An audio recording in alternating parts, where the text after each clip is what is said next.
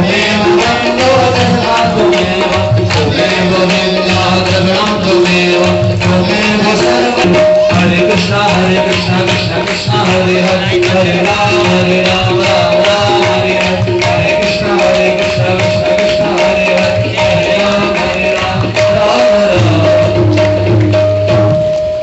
हरि ओम।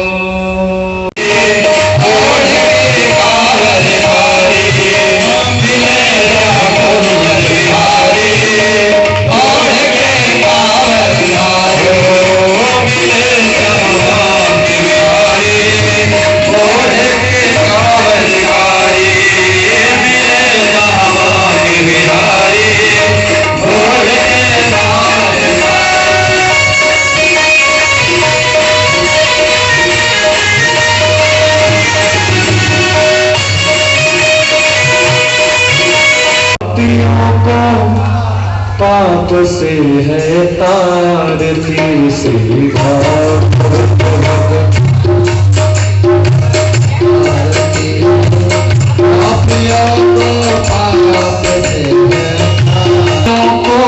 पाप से है तारती सीधा संभाव से जय हो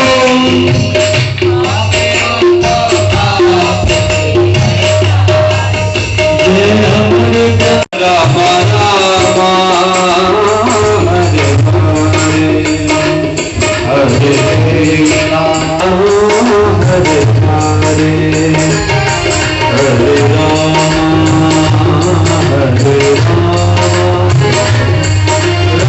राम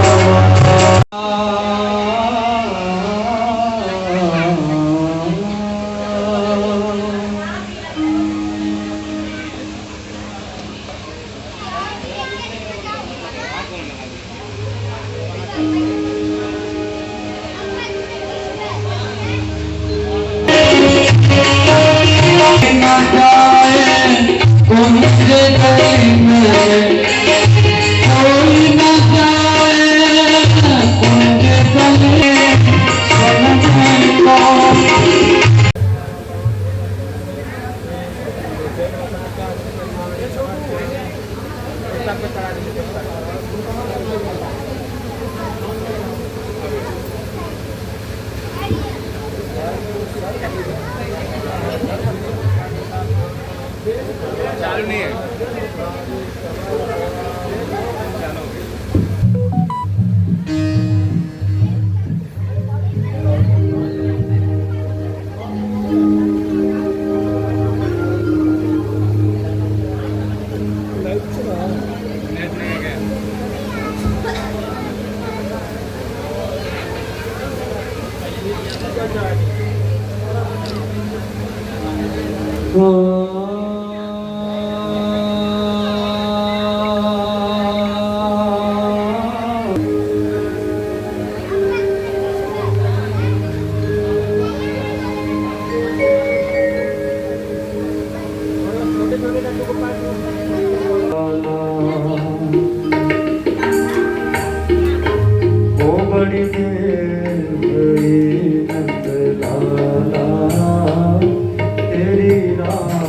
के बिजवाना ओ बड़ी देर हुई नंद लाला।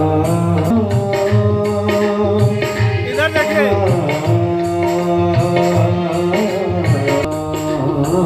हरे कृष्णा कृष्ण कृष्णा हरे हरे हरे राम हरे राम राम राम हरे हरे हरे कृष्णा हरे कृष्ण।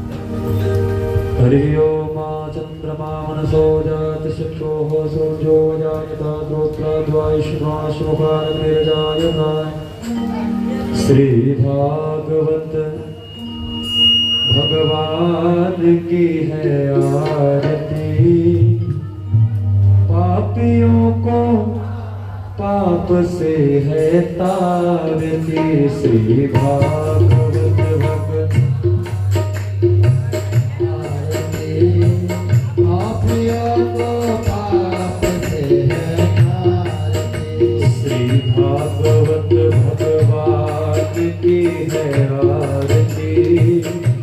पापियों को पाप से है तारती थी भागवत।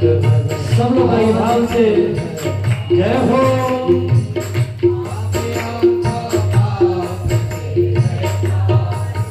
ये अमर ग्रंथ ये मुक्ति पंथ ये पंचम वेद निराला नव ज्योति जगाने वाला।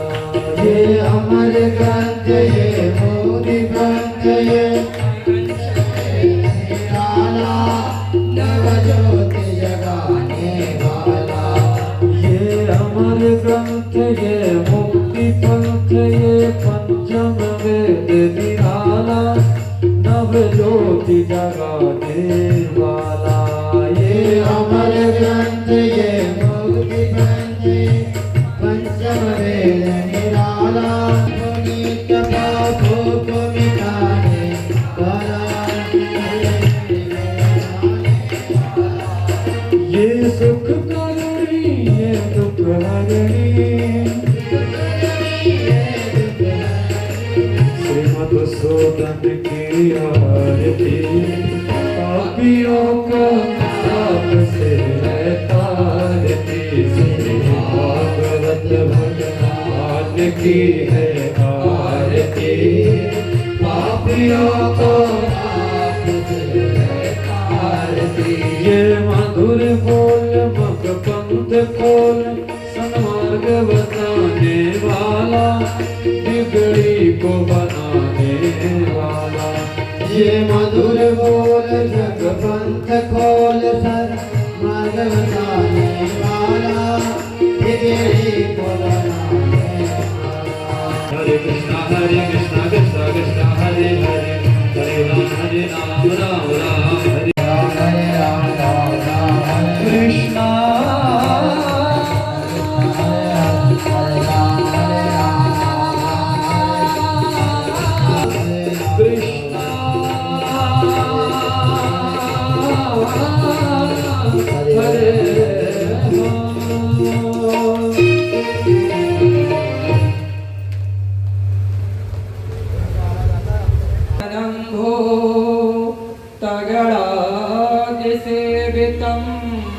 कपेत जम्भो फलचारुभक्षणम् उमासुतं सो कविनाशकारकं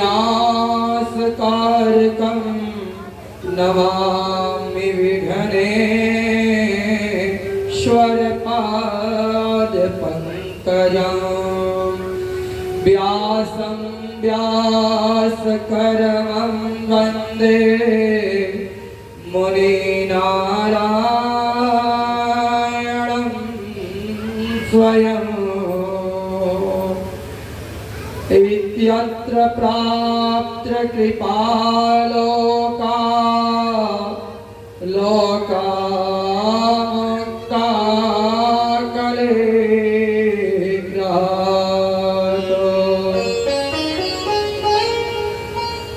अस्यां कुण्डं अच्युताच्युतशेरावो गोविन्द चले आओ गोपाल चले आओ गोविन्द चले आओ गोपाल चले आओ। मेरे मुरलीधर माधव मेरे मुरलीधर माधव नंदलाल चले आओ नंदलाल चले आओ।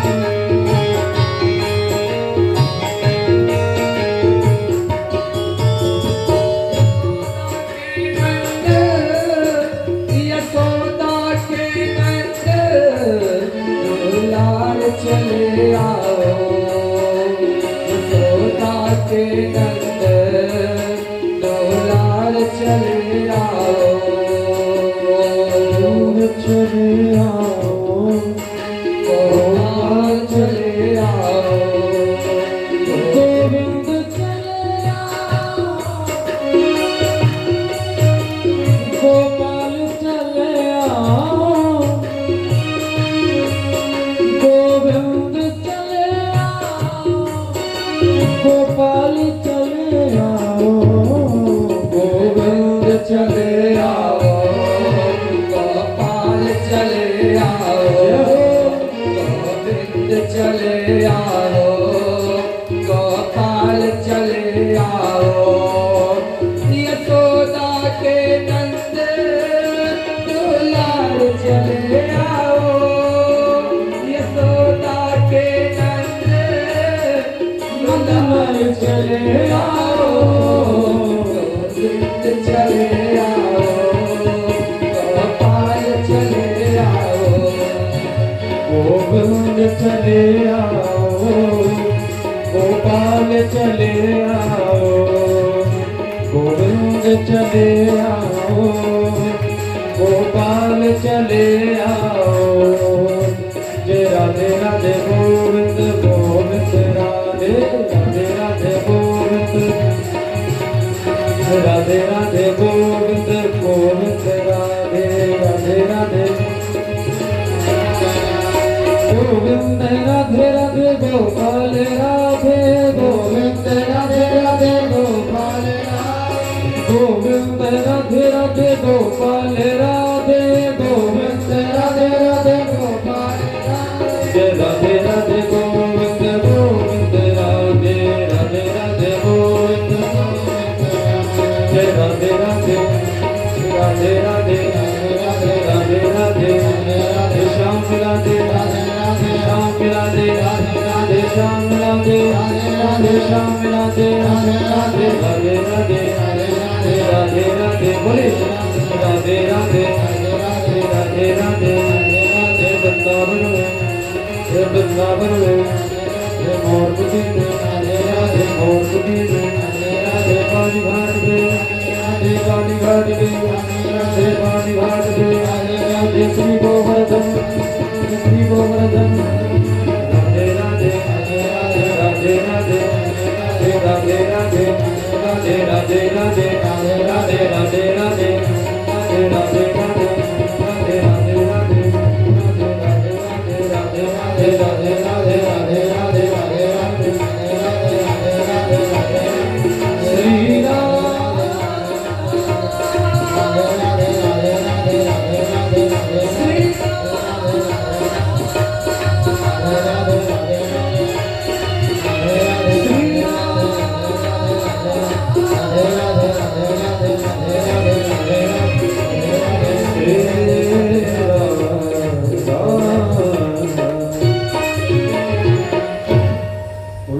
वत्सल भगवान की जय जय श्री राधे। एक बार बोलिए हनुमंत नहीं भरा, नहीं भरा। तो पांचवा जो है कहते हैं कि राजा कल का समय थोड़ा समाप्त हो रहा था, मैं बताया कि माताओं का भी ध्यान रखना पड़ता है। तो राजा परीक्षित कहे कि जाओ तुम स्वर्ण में रहो। क्यों स्वर्ण में रहो? कहते हैं कि ये तो स्वर्ण में तो भगवान रहते हैं, ये सोने में भगवान रहते हैं, तो भगवान अगर स्वर्ण में है तो वहां कलयुग कैसे वास कर सकता है? तो इसीलिए कहे जाओ तुम स्वर्ण में रहो। लेकिन ये नहीं पता कि अपने परिश्रम की कमाई में स्वर्ण में कलयुग नहीं वास करता, उसमें नारायण वास करते हैं। और अगर हम दूसरे का धन लाकर रख लें और रखेंगे तो कलयुग जरूर वहां निवास करेगा। ऐसा हो ही नहीं सकता कि कलयुग निवास न करे, तो इसीलिए कलयुग वहां निवास करता है। तो इस तरह जब कलयुग निवास किया तो राजा परीक्षित के मुकुट में प्रवेश करके उनके मस्तिष्क में प्रवेश किया। और जब मस्तिष्क में प्रवेश करने के किया तो उनका बुद्धि बिगड़ गया। कहते हैं कि बुद्धि मेरी शुद्ध रहेगी कब तक? जब तक प्रभु की कृपा रहेगी तब तक। तो बुद्धि शुद्ध करने के लिए बुद्धि की खराब लोग कहते हैं पागल तो बहुत अच्छे होते हैं, लेकिन पागल ऐसा नहीं कि जमीन पे पड़े रहो। अरे पागलपन तो ऐसा दिखाओ कि भगवान से मिलने का तड़प हो, कि जितना मैं तड़पूं उतना मेरा कन्हैया तड़पे। कि अरे भाई इनके घर की व्यवस्था मालिक तो मैं हूँ, क्योंकि सारी व्यवस्था तो मेरे अधीन है। तो इस तरह सुव्यवस्थित व्यवस्था भगवान रखते हैं। तो इस तरह जब बुद्धि बिगड़ा राजा परीक्षित का, तो समीक ऋषि के गले में मरा हुआ सर्प डाल दिए। कहीं उनको प्यास लगने लगा, और प्यास जब लग रहा है कहें महात्मा जी देखो जरा, अरे नगर का राजा आया है, और देखकर आँख बंद कर लिए, और आँख बंद कर लिए तो ढोंग करने लगे, हमको प्यास लगी है और तुम यहाँ आँख बंद करके बैठे हो। तो उस समय ऋषि को कई बार बुलाने के बाद जब नहीं हुआ, तो राजा अपने तीर से धनुष से तीर निकाले और तीर से गले में मरा हुआ सर्प राजा के गले में डाल दिए। और राजा के गले में जब मरा हुआ सर्प डाल दिए, तो छोटे छोटे जो शिष्य हैं रोते हुए पहुंचते हैं कहाँ? सिंगी ऋषि के पास। और सिंगी ऋषि उस समय गंगा स्नान करने के लिए गए थे। और जब गंगा स्नान करने के लिए गए थे, उस समय उनके सामने जाकर सारे शिष्य रोने लगे। कहते हैं कि अगर गुरु का कोई अपमान करे, कोई कष्ट हो, तो शिष्य को सबसे ज्यादा कष्ट होता है। और इस तरह जब ही रोते देखकर सिंगी ऋषि कहते हैं क्या हुआ तुम बताओ, अरे कोई तुमको डांटा क्या? कहें ना महाराज, प्रभु ऐसा नहीं, एक राजा आया था मेरे आश्रम में और गुरुदेव के गले में मरा हुआ सर्प डाल कर चला गया, और अपने आप को नगर का राजा परीक्षित कह रहा था। समीक ऋषि के भी कहते हैं कि पिता के ऊपर कोई कष्ट आता है तो पुत्र को उससे ज्यादा कष्ट होने लगता है। कोई अपमान करता है तो अपमान को सोचकर आंखों से झरझर झरझर आंसू गिरने लगा, और तत्काल उसी गंगा जल ली। कहें राजा, तुम अपने आप को इस नगर का राजा कहने वाले हो, ये भी नहीं पता कि संतों का अनादर करना कितना वो है। और इस तरह से, क्योंकि जो नगर है सुंदर कब लगता है, जिस नगर में साधु संत सन्यासी रहते हैं वो नगर सुंदर रहता है। और इसमें तुम अपने आप राजा होने का अभिमान कर रहे हो, तो तुमको मैं श्राप देता हूँ कि जो गले में मेरे पिता से के मरा हुआ सर्प डाल के चले गए हो, आज के 7वें दिन तक्षक नाम का सर्प डस लेगा और तुम्हारी मृत्यु सो हो जाएगी। ऐसी इसी जो श्राप देकर सिंगी ऋषि आ गए और आकर अपने पिता के सामने रोने लगे। और जब रोने लगे तो उस समय ध्यान मुद्रा से बाहर समीक ऋषि आए। कहे बेटा तुम क्यों रो रहे हो? रोने का क्या कारण है? क्या कष्ट हो गया तुम्हें? कहें कि पिताश्री आपको बताऊं कि आज मुझे कितना बड़ा कष्ट हो रहा है। आपके गले में देखिए ये मरा हुआ सर्प डालकर इस नगर का राजा परीक्षित चला गया। इस बात को सुनकर समीक ऋषि कहते हैं कि बेटा क्या हुआ? अरे गले में मरा हुआ सर्प पड़ा, उससे क्या हुआ? कहे पिताश्री नहीं, मैं उस राजा को श्राप दे दिया हूँ कि आज के 7वें दिन तक्षक नाम के सर्प के डसने से उस राजा की मृत्यु हो जाएगी। इस बात को सुनकर समीक ऋषि क्या कह रहे हैं कि अरे बेटा, अरे तुमने क्या कर दिए? और पहले तो संतों को कभी क्रोध नहीं करना चाहिए। संत का हृदय नवनीत होना चाहिए, एकदम कोमल होना चाहिए, नए होना चाहिए। और इस तरह तुम कह रहे राजा को श्राप दे दिए, जानते हो ये जो राजा परीक्षित हैं उन्हीं का प्रताप है कि हम यहाँ बैठकर चैन से भजन कर रहे हैं। ये किसी का प्रताप नहीं है, ये प्रताप तो केवल राजा परीक्षित का है, क्योंकि यहाँ कोई किसी से द्वेष नहीं करता, सब सबसे प्रेम करते हैं। यहाँ तक कि यहाँ के जंगल के जो शेर हैं वो भी किसी से अपना शिकार शिष्यों को बुलाए। गौमुखी एक श्रेष्ठ शिष्य थे जिनको बुलाकर एक खत लिखे।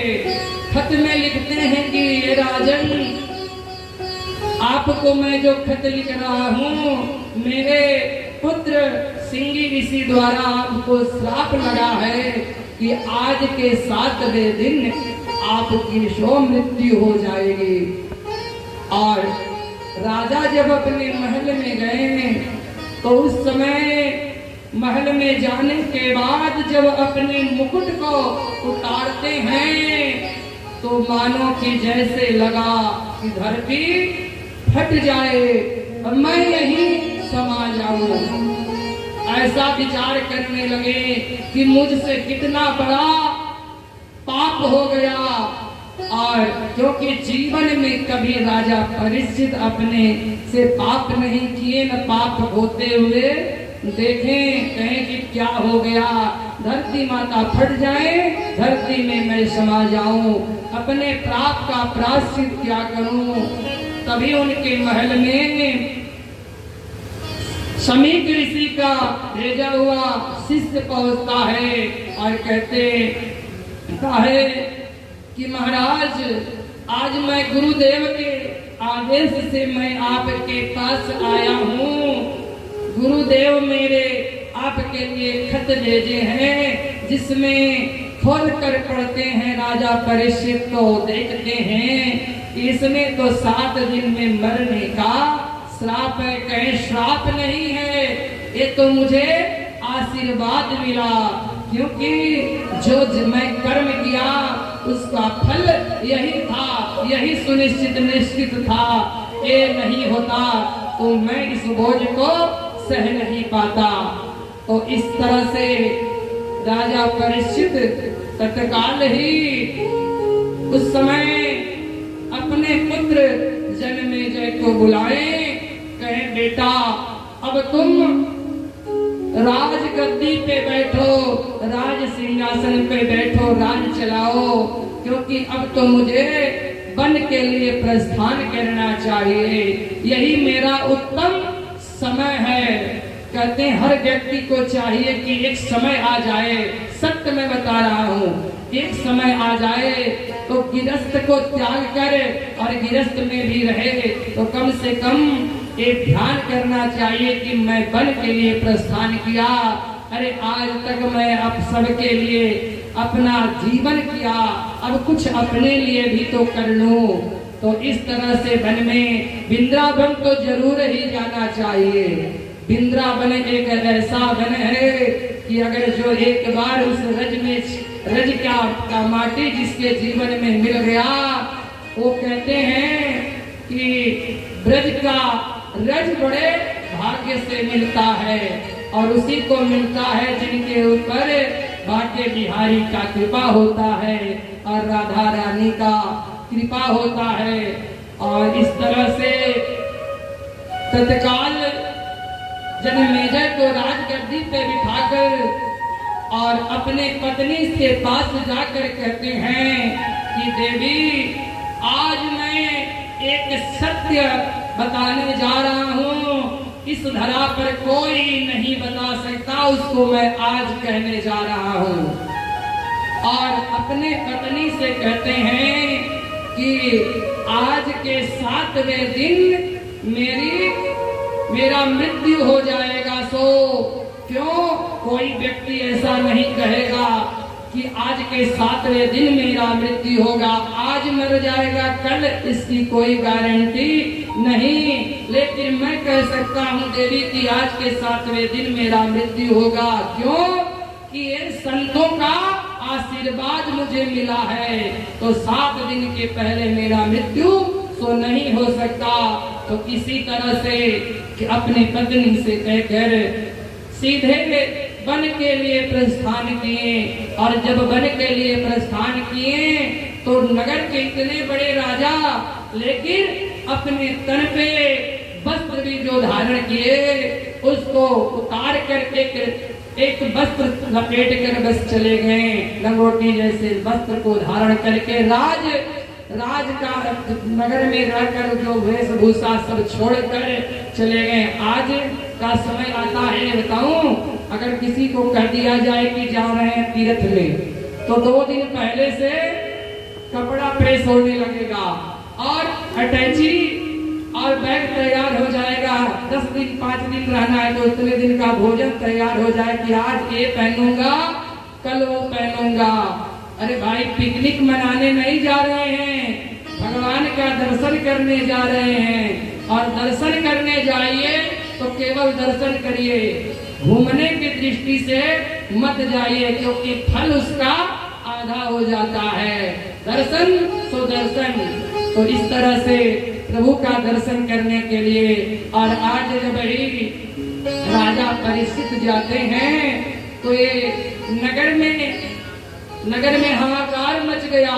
क्या हाहाकार मच गया कि अरे राजा परीक्षित को श्राप लगा है कि आज के 7वें दिन उनका मृत्यु हो जाएगा। सो बड़े बड़े संत कहते हैं, अंगिरा, भृगु और वशिष्ठ और पराशर, बड़े बड़े संत जब आए तो सब संतों, बड़े बड़े जो संत आ रहे हैं उनसे ये नहीं पूछ रहे हैं राजा परीक्षित की महाराज जो श्राप लगा है मुझे मरने का, तो श्राप से कैसे बचा जाए।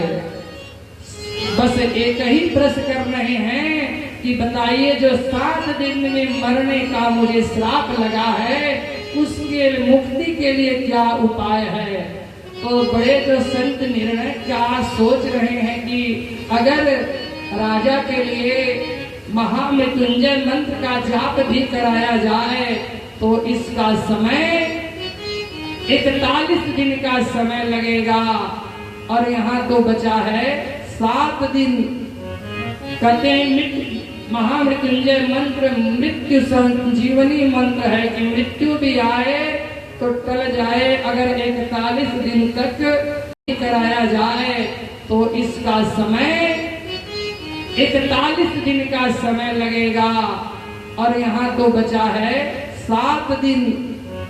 कहते हैं महामृत्युंजय मंत्र मृत्यु संजीवनी मंत्र है कि मृत्यु भी आए तो टल जाए, अगर 41 दिन तक लगातार महामृत्युंजय मंत्र का जाप किसी के लिए कराया जाए। ऐसा शास्त्र में वर्णन आता है कि सत्य है।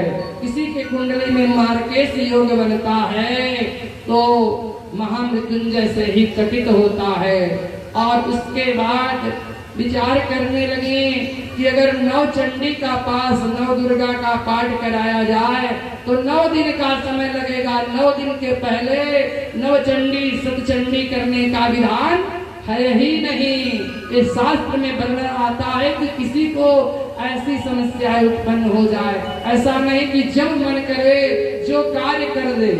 जिस निर्मित जो शास्त्र का वर्णन है उसको मैं आपको बता रहा हूँ, क्योंकि मैं एक ही बात मेरे अंदर है कि मैं इधर उधर की फालतू बात मैं करना पसंद नहीं करता हूँ। दृष्टांत दे सकते हैं लेकिन फालतू बात करना मुझे, तो इस तरह से जो नियमबद्ध कार्य है करने से उसका फल मिलता है। और इधर 7 दिन का समय, तो कोई जब निर्णय नहीं कर रहा है तो उस समय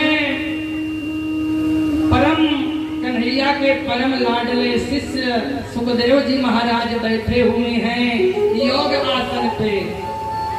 योग आसन पे बैठकर ध्यान कर रहे हैं। तभी उनके हृदय से आवाज आया, कि अरे महाराज यहाँ बैठकर आप भगवान का ध्यान कर रहे हैं, उधर भगवान के परम लाडले को ऐसा कष्ट हो रहा है, इस कष्ट की मुक्ति के लिए जो श्राप लगा है वहां आप चले चलिए।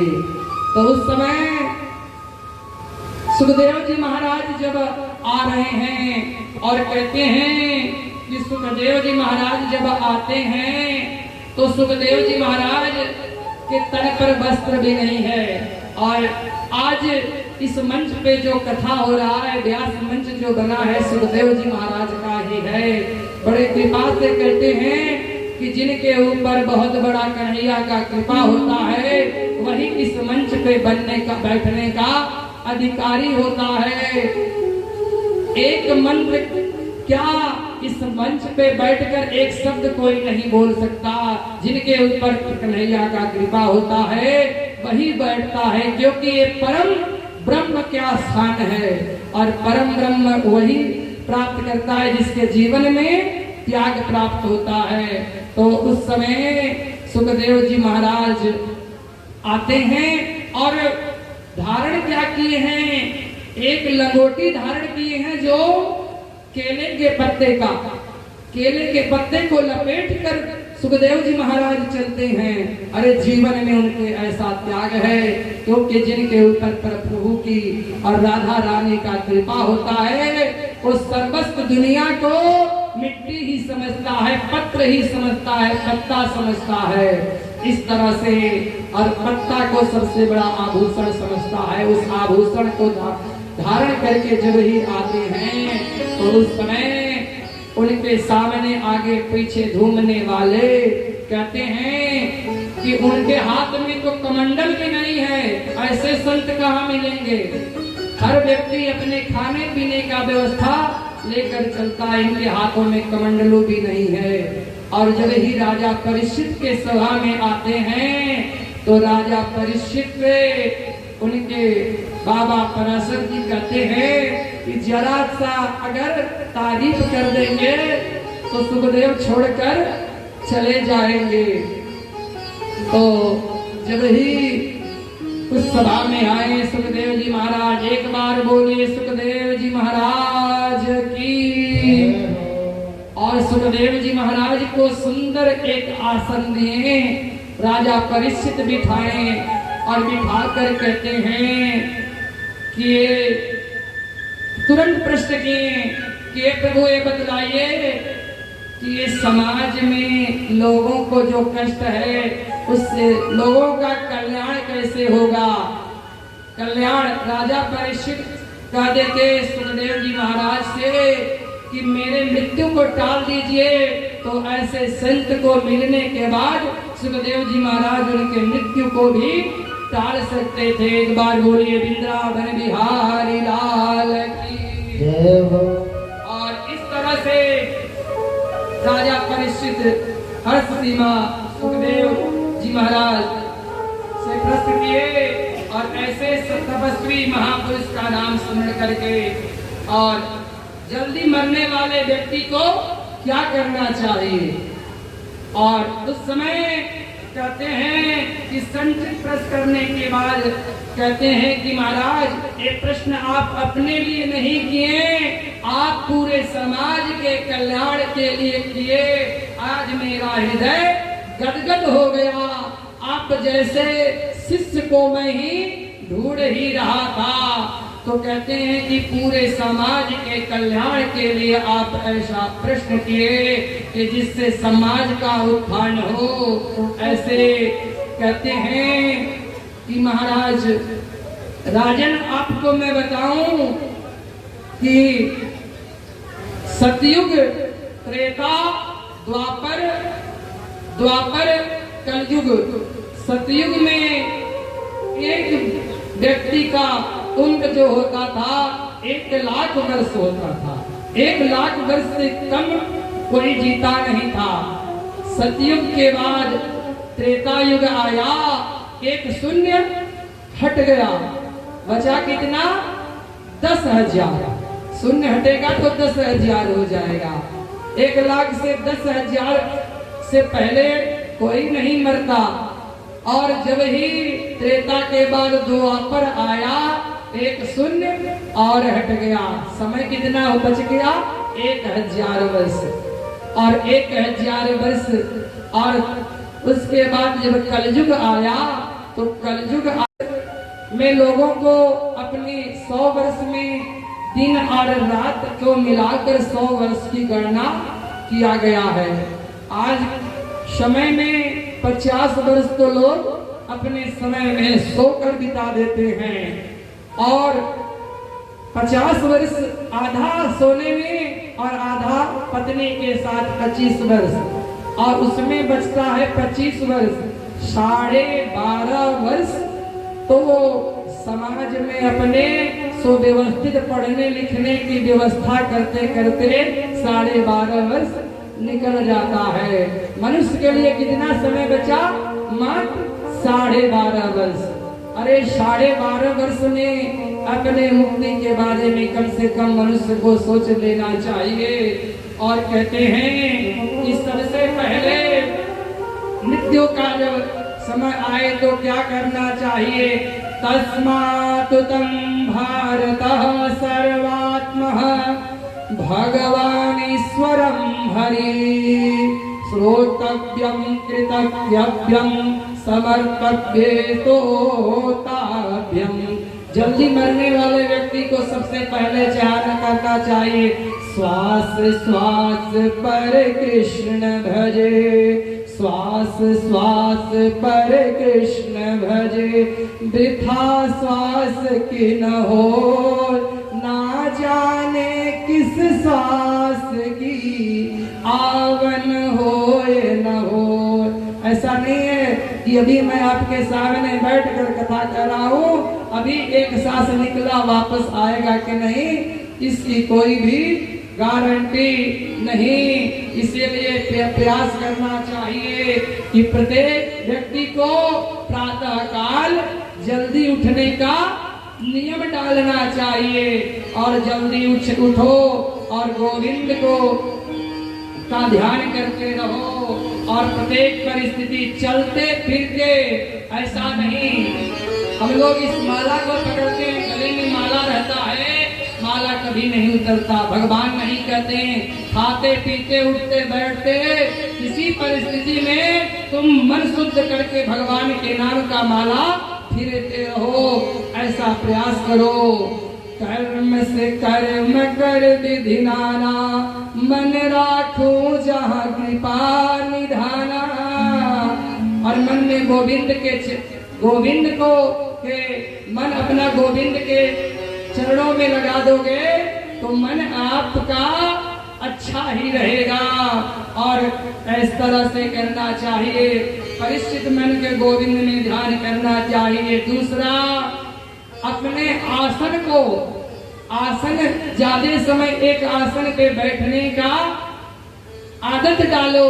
कहते हैं मन में पहले आसन को जीतो और फिर जो भोजन करते हो आसन को जीतो।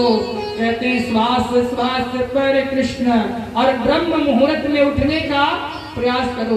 ब्रह्म मुहूर्त में जो व्यक्ति उठता है उसके ऊपर परम ब्रह्मा का वैसे भी कृपा रहता है, क्योंकि ये सृष्टि, जैसे आपको बताऊं, लोग कहते हैं कि ब्रह्म मुहूर्त और गोधली का बेला ये सबसे पवित्र समय है, लेकिन गोधली के बेला के लोग कुछ लोग कहते हैं ठीक नहीं होता। गोधली का मतलब है गाय के चरणों का जब धूल उड़ता है, गाय को वापस आने का समय वही 5 से 6 बजे का समय गाय चरकर वापस आती थी इस धरा पे, तो वह समय सबसे उत्तम समय माना जाता है। तो सुबह उठो 4:30 बजे, और 4:30 बजे कहते हैं कि स्नान भी 3 प्रकार का है। एक ऋषि स्नान, दूसरा मनुष्य स्नान, तीसरा राक्षस स्नान। 4:30 बजे से 5:30 बजे का जो समय होता है उस समय में ऋषि लोग स्नान कर लेते हैं। उस स्नान उसके बाद, क्योंकि कोई उनको दिखाई नहीं पड़े तब तक स्नान कर लें। जो उस समय स्नान करता है उनके ऊपर सदैव ब्रह्म का कृपा रहता है, उनके घर में लक्ष्मी का भंडार भरा रहता है। और सूर्योदय के 10 मिनट पहले जो स्नान करता है वो स्नान कौन सा है? मनुष्य स्नान। सूर्योदय के बाद जो लोग स्नान करते हैं एक प्रकार के अपराध के भागी हैं वो, क्योंकि वो राक्षस स्नान है। जैसे प्रयास करो कि सुबह उठकर स्नान करने का प्रयास करो जीवन में ऐसा। और कहते हैं कि आज जब सूर्य नारायण उगते हैं तो लोग क्या करते हैं, जब मुख पे आते हैं तो चररिया से अपना मुख ढक लेते हैं, सोचते हैं कब दर्शन हो, कब दर्शन हो कि मैं उठूं। करागे बसते लक्ष्मी करमते सरस्वती, करमूले स्थिते ब्रह्मा, प्रभाते कर दर्शनम। अपने इस रेखाओं में पूरे ब्रह्मांड का दर्शन है, लेकिन आज के लोग सोचते हैं कब दर्शन, कब का दर्शन कब हो, कब का दर्शन हो और मैं उठूं। बिना कब के दर्शन का कोई नहीं उठता। जब तक चाय पिएगा नहीं तब तक बिस्तर नहीं छोड़ेगा। आज बहुत बड़ी प्रथा प्रारंभ हो गया है कप वाला मनुष्य को बंद कर लेना चाहिए। आज तो कप हो गया। पहले हमारी माताएं इतनी बड़ी गिलास में चाय पीती थी, लेकिन पीती थी तो कब 4:30 बजे उठकर स्नान कर लेती थी। तब जो है बिना स्नान कर किए हुए ग्रहण नहीं करती थी। तो ऐसा प्रयास करो, प्रभात जल्दी उठने का प्रयास करो। नित्य कर्म करने के बाद भगवान का ध्यान करो। जो व्यक्ति ध्यान करता है, भगवान का ध्यान ही सबसे जीवन का सार है। तो इसीलिए जो भगवान का 1, 2, 4, 10 मिनट बैठकर भजन तो जरूर करना चाहिए। राम नाम के हीरे, भजन तो जरूर करना चाहिए। राम नाम के हीरे मोती, राम नाम के हीरे मोती, मैं बिखराऊं गली गली। राम नाम के हीरे मोती, मैं बिखराऊं गली गली। ले ले रे कोई राम का प्याला, शोर मचाऊं गली गली। ले लो रे कोई राम का प्यारा, शोर मचाऊं गली गली। बोलो राम, बोलो राम, बोलो राम राम राम, बोलो राम, बोलो राम, बोलो राम राम राम। राम नाम के हीरे मोती, मैं बिखराऊं गली गली। कृष्ण नाम के हीरे मोती, मैं बिखराऊं गली गली। ले लो रे कोई राम का प्याला, शोर मचाऊं गली गली। बोलो राम।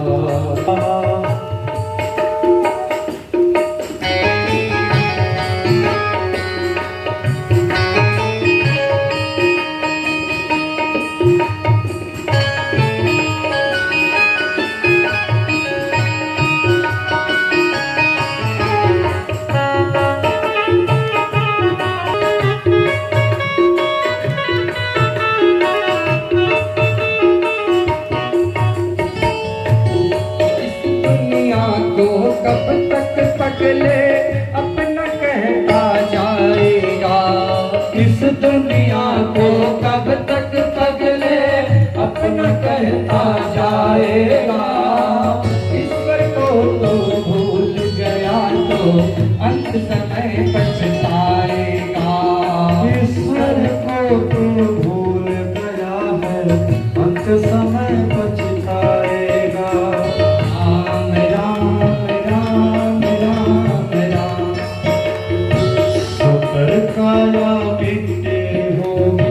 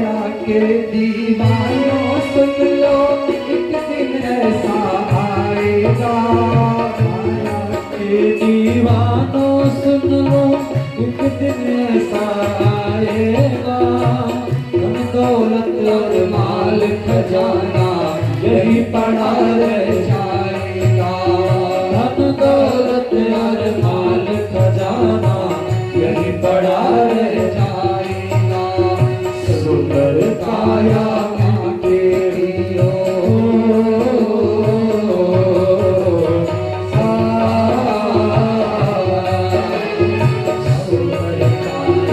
10 बार स्नान करने से कहते हैं तो कोल भील ठंडी के समय में 6 महीने स्नान ही नहीं करते हैं। भगवान राम जी उनको गले से लगाए, अस हमार प्रभु बड़ सेवकाई ले ही वसवासन सन चुराई।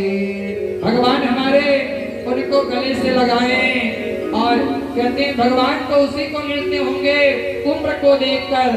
तो ध्रुव जी महाराज तो मात्र 6 वर्ष के बालक को भगवान प्राप्त हो गए, दर्शन दिए। तो इस तरह से जीवन में कहते हैं कि परीक्षित ने देखते हैं कि तब तो महाराज भगवान बिरादरी को देखकर तो जरूर ही जल्दी उसके पास पहुंचने होते हैं। तो भगवान कभी ऊंच नीच जाति नहीं देखते, जाति विदुरस्य यादवो यते। विदुर जी तो एक दासी के पुत्र थे और दासी के गर्भ से जन्म लेने से विदुर जी के घर गोविंद मेरे केले के छिलके खाए और जाकर स्वयं कहते हैं कि परीक्षित जैसे विस्तार से मैं आपको बतला रहा हूँ। सुखदेव जी महाराज कहें, यदा तु राजा स्वदसुतान साधुन पुरंत धर्मण विनष्ट दृष्टि। राजन जब पांडवों के साथ कौरव अत्याचार कर रहे थे तो उनको लाक्षागृह में जलाने का षड्यंत्र रच रहे थे। तो उस समय कौरव के पिता धृतराष्ट्र के पास जाकर विदुर जी महाराज कहते हैं कि ये राजन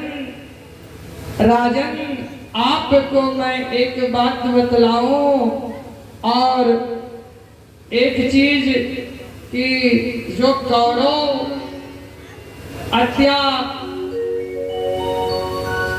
कौरव की सेना में और मैं मंत्री होने के नाते नहीं, एक ग्रामवासी के होने के नाते मैं आपसे कहता हूँ कि पांडव पे जो दुर्योधन अत्याचार कर रहा है उसको आप रोक दीजिए। आपको देखने की शक्ति तो नहीं, लेकिन आप अपने हृदय रूपी से देखे। जो कहते हैं कि अन्याय के बल पे कभी भी बीज नहीं बोया जा सकता, तो आप इसको रोक दीजिए। नहीं तो आज ये कहते हैं कि एक कुल में अगर कोई एक नगर को पूरे देश को बचाने के लिए एक नगर को नष्ट करना हो तो हंसते हंसते कर देना चाहिए कि जिसके कारण एक राज्य के कारण पूरा देश बच जाए। और एक पूरे प्रदेश को बचाने के लिए एक जिला नष्ट करना हो तो नष्ट कर देना चाहिए, और एक जिला के बचाने के लिए एक गांव तो नष्ट हंसते हंसते कर देना चाहिए, जिससे पूरा जिला बच जाए। एक घर को बचाने के लिए एक व्यक्ति को अगर हटा देना हो, निष्कासित कर देना चाहिए, जिससे पूरा घर परिवार आपका सुरक्षित रहे। तभी दुर्योधन आ गया और दुर्योधन आकर तड़क कर कहता है कि अरे दासी के पुत्र, तुम मेरे ही कृपा से तुम मंत्री बने और तुम मेरे पिताश्री को मेरे ही खिलाफ भड़का रहे हो। तुम अभी मंत्री पद त्याग कर चले जाओ, नहीं तो मैं तुम्हें धक्के मार कर बाहर कर दूंगा। सो विदुर जी महाराज कहने लगे कि अरे बेटा, मुझे कष्ट दे, तुमको कष्ट देने की मेरी ओर नहीं थी, मैं स्वयं को चला जा रहा हूँ। और विदुर जी महाराज अपने उस महल में जाकर कहते हैं अपने पत्नी से कि एक बार बोले वृंदावन बिहारी लाल की। और जब मैं तुमसे बता रहा हूँ कि अब हम लोगों का समय आ गया है कहाँ, वन में जाने का, अभी महल को त्याग देना चाहिए और वन में जाकर भगवान का भजन करना चाहिए, क्योंकि अब महल में मेरे रहने का स्थान नहीं है। प्रभु का कृपा है कि इस महल को छोड़कर अब हम बाहर जाएं। तो उस समय जब बाहर जाते हैं तो एक कदली के वन में विदुर जी महाराज अपनी कुटिया बनाए और कुटिया बनाकर एक मंत्र का जाप करने लगे। कौन सा मंत्र? नमो भगवते वासुदेवाय। ऐसा जाप करने लगे। उनको विश्वास था कि इस जाप करते करते भगवान मुझे एक दिन दर्शन जरूर देंगे। भागवत में लिखा गया है कि अगर कोई व्यक्ति 42 लाख जाप कर ले कलयुग में तो नमो भगवते वासुदेवाय नमः का, तो भगवान उसको जरूर दर्शन देंगे। ये विश्वास के साथ वह जब करने लगेंगे कदली के वन में, कदली का फल खाकर भगवान का ध्यान करने लगे। और एक दिन देखते हैं कि हस्तिनापुर तो दुल्हन के जैसे सजी हुई है। सो हस्तिनापुर दुल्हन की तरह सजी अपने पत्नी से कहते हैं कि देवी क्या बात है, आज मेरे कन्हैया का रथ यात्रा है क्या कि हस्तिनापुर दुल्हन के जैसे सजी हुई है। सो लग रहा है कि मेरे कन्हैया आ रहे हैं पांडवों के भाग्य का फैसला करने के लिए न्यायाधीश बन के। उस समय उनकी पत्नी कहती है कि महाराज अरे कन्हैया आ रहे हैं तो क्या हुआ, अरे अब तो आप मंत्री पद भी आपका नहीं रहा कि महल में जाकर कन्हैया से आप मिल सकते हैं। और उस समय विदुर काका कहते हैं कि देवी मैं कन्हैया मुझे मिल पाए या ना, अगर मैं कन्हैया के देख लूं, अरे एक बार भी अगर मेरे कन्हैया का दृष्टि मेरे ऊपर पड़ जाएगा तो मेरा जीवन धन्य हो जाएगा। सो उस समय विदुर काकी आ गई और भीड़ के बीच में अटारियों पे बैठ गई। और जब अटारियों पे बैठ गई कन्हैया क्या आने का समय जब हुआ तो उस समय जानते हैं दुर्योधन अटारियों पे कुछ स्त्रियों को पुष्प की वर्षा करवाने के लिए बैठाया हुआ था। बाहरों फूल बरसावो मेरा कान्हा तो आया है, बाहरों फूल बरसावो मेरा कान्हा तो आया है। बाहरों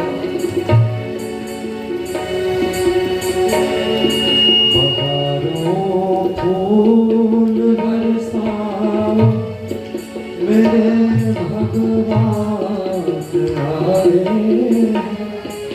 मेरे भगवान आए।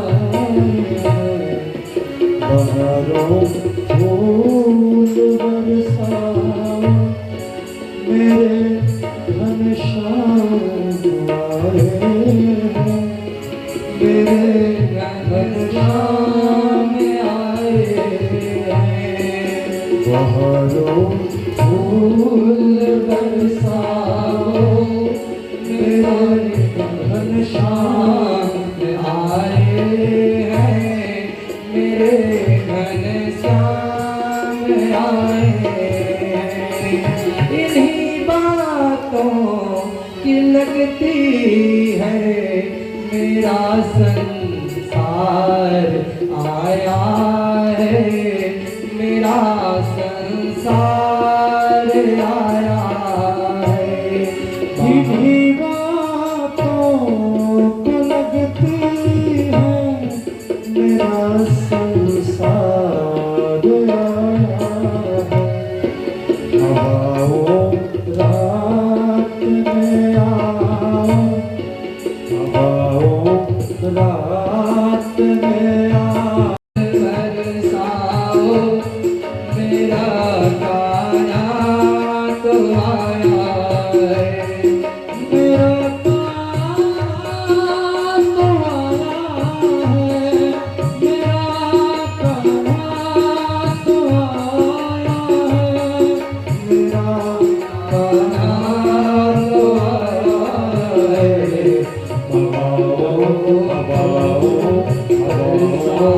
रात में आओ, मेरे घनश्याम आए हैं, मेरे घनश्याम आए हैं।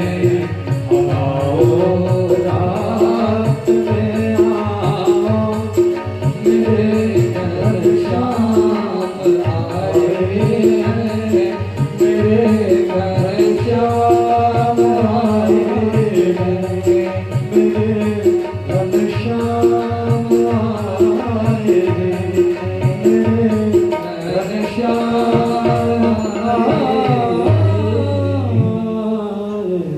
एक बार बोलिए द्वारिकाधीश महाराज की जय हो। और विदुर काका बैठे और उस समय भगवान उस पुष्पों को नहीं देख रहे हैं, बस एक ही चीज देख रहे हैं।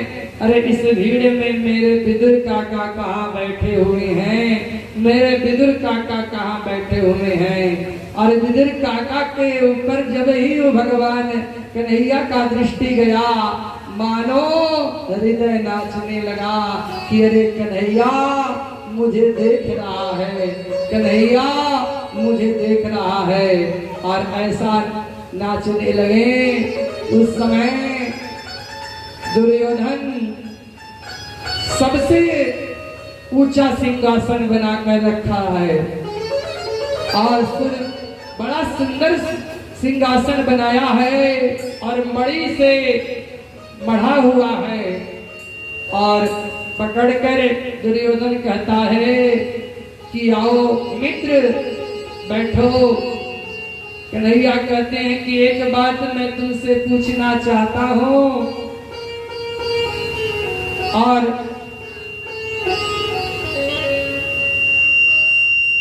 पूछना, एक बार बोलिए वृंदावन बिहारी लाल की। और पूछना चाहता हूं कि एक बात बताओ, पांचों पांडव तुम्हारे काका के बेटे हैं कि नहीं?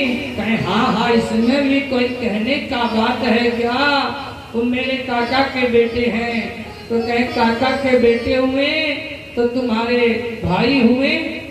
कहे हाँ भाई मेरे हुए। तो कहे भाई हुए तो आधे राज्य का तो अधिकार होना चाहिए, लेकिन मैं आधा राज्य तुमसे नहीं मांगता। केवल पांचों पांडव को तुम 5 गांव दे दो, जिससे मैं उनको शांत कर दूंगा, समझा बुझा कर वो तुम 5 गांव दे दो।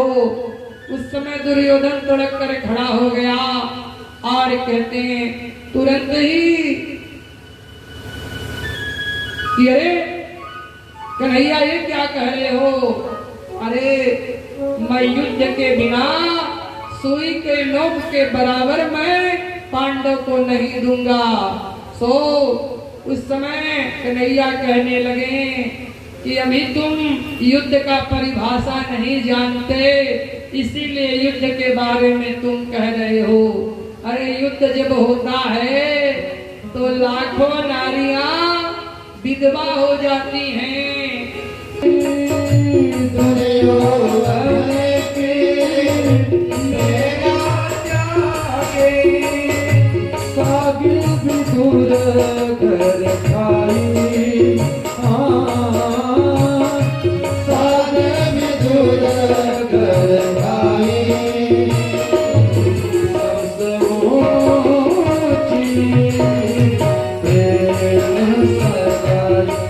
सबसे ऊंची प्रेम सगाई।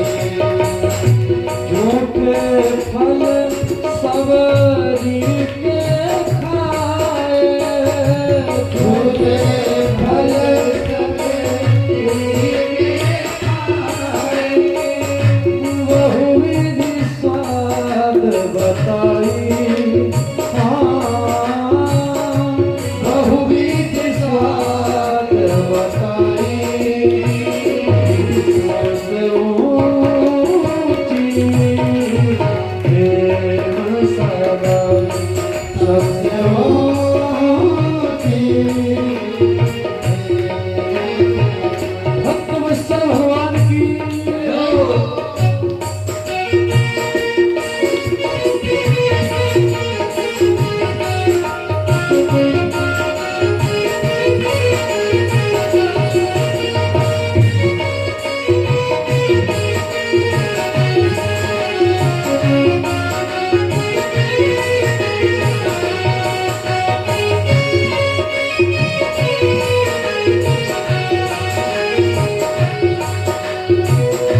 प्रेम के बसर चुन रखना क्यों, प्रेम के बसर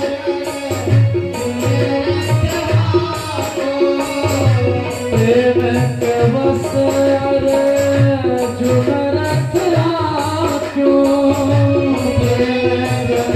सब लोग गाइए।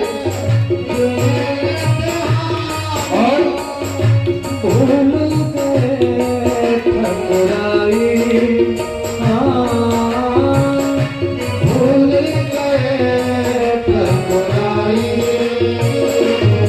सबसे ऊंची प्रेम सगाई, सबसे ऊंची प्रेम सगाई।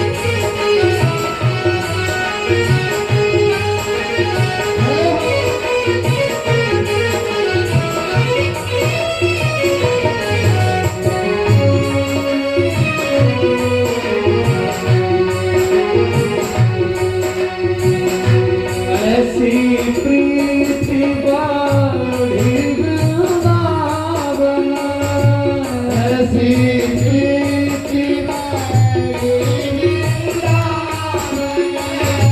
गोपियाँ नाच नचाई, हाँ गोपियाँ नाच नचाई।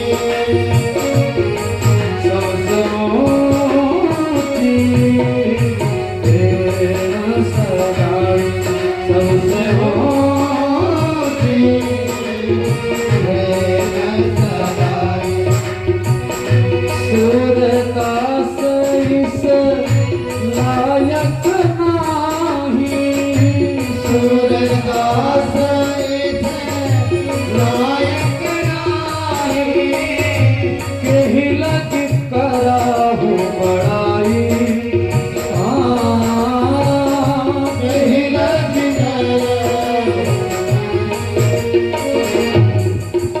ऐसे नहीं, सब लोग गाइए। अरे सबसे ऊंची प्रेम सगाई, सबसे ऊंची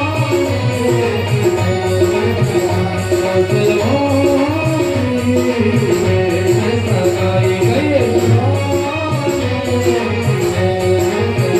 सबसे ऊंची प्रेम सगाई, सबसे हरे कृष्णा कृष्णा कृष्णा कृष्णा हरे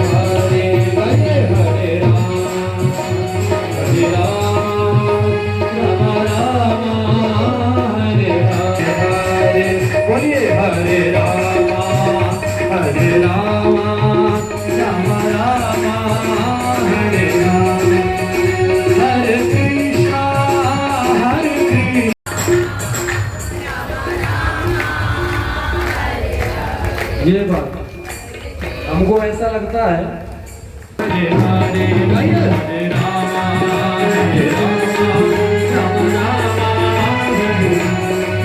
हरे कृष्णा कृष्ण कृष्णा हरे हरे हरे रामा राम रामा हरे हरे हरे कृष्णा कृष्ण हरे हरे हरे रामा राम रामा हरे हरे। बोलो भक्तवत्सल भगवान की जय हो। सभी लोग बोलिए। छिलका और केला छिल छिल कर उस पत्तल पे रखती जा रही हैं। भगवान केले का छिलका बड़े प्रेम से पा रहे हैं। तो उस समय दरवाजे पे विदुर काका आए और साकल बजाने लगे। और साकल जब बजाने लगे तो कहे देवी जल्दी खोलो जल्दी खोलो। कहे काहे को इतना हल्ला कर रहे हैं, क्या जल्दी है? अरे तुम जानती नहीं हो मेरा कन्हैया आने वाला है, उसके लिए पकवान बनाओ। कहे आने वाला इंतजार नहीं करता है आपका, भी आ जाता है। और आकर बैठे हुए हैं। और विदुर काका जब जाते हैं तो देखते क्या हैं, आंगन में कन्हैया केले का छिलका खा रहे हैं। केला तो बगल में पड़ा हुआ है।